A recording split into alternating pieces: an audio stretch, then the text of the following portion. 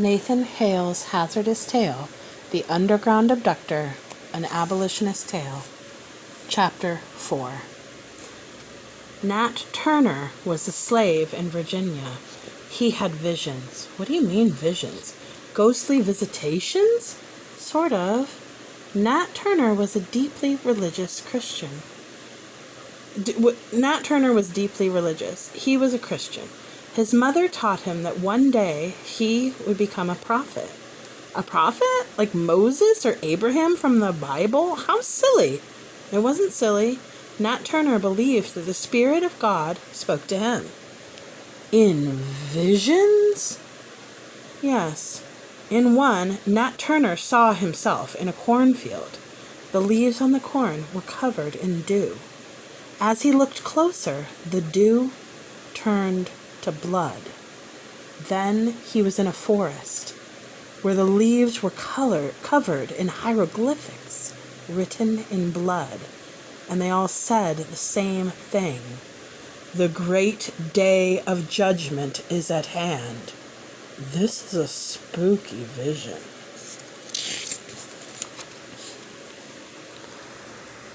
Boom! On May 12th, 1828, Nat Turner had another vision. He was working in a field when he heard a loud noise. Boom! The serpent is loosened. Christ has laid down the yoke he bore for the sins of men. You shall take it on and fight the serpent, for the time is fast approaching, when the first shall be the last, and the last shall be first. What should I do? Who is that? Nat Turner's vision of the Spirit of God. When the sign appears in the heavens, arise. Prepare yourself and slay your enemies with their own weapons. Dear me. He's got to watch for a big sign in the sky? Yes, and in February 1831, he saw one. A solar eclipse. It is time.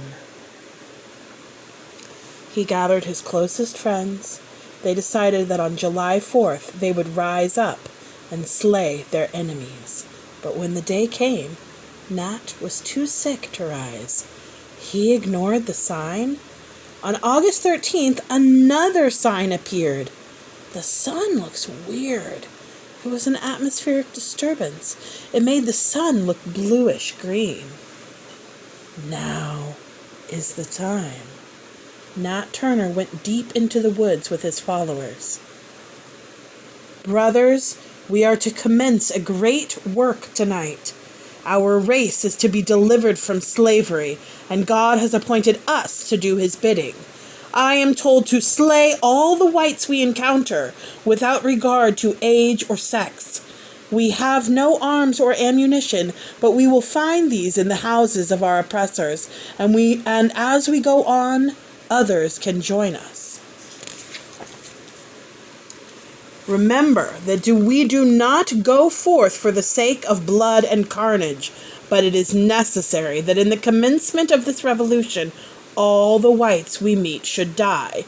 Ours is not a war for robbery and to satisfy our passions. It is a struggle for freedom. Ours must be deeds and not words.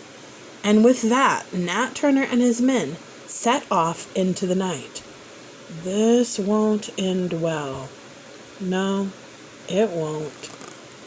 Nat Turner and his men moved from house to house, killing everyone inside. As they went, more slaves joined them.